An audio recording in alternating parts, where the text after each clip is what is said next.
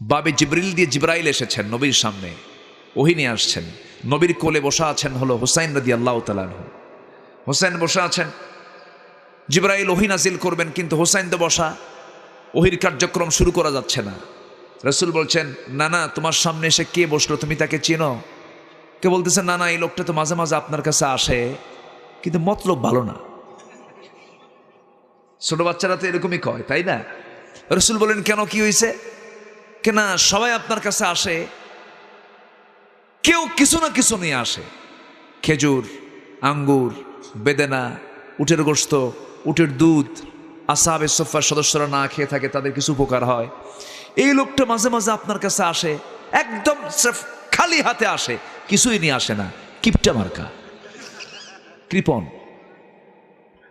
আমার নবী যে মুসকে মুসকে হাসি মারলেন, চোখের ভাষায় বোঝাচ্ছেন, নাতি আমার আচ্ছা, কঠিন নাতি, এই নাতির কবলে পড়লে কারো ছাড়ছাড়ি নাই।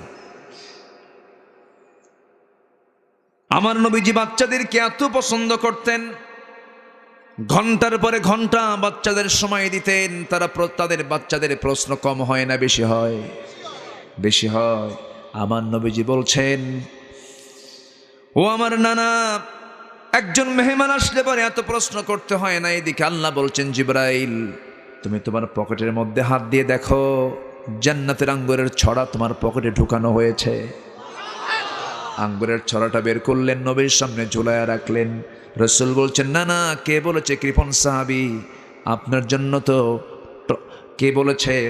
এবার বলতেছে, রাসূল বলতেছে, ও না না, কে বলেছে? কৃপণ সাহাবী, আপনার জন্য হুসাইন, আপনার জন্য। তো দেখেন কত সুন্দর টস আঙ্গুর নিয়ে আসছে। এখন হুসাইন বলছে, না না, শোনো, এতক্ষণ ভাবছিলাম সাধারণ কৃপণ, এখন দেখি মারাত্মক কৃপণ। কেন? পকেট আঙ্গুর থুই আঙ্গুর বের করে না।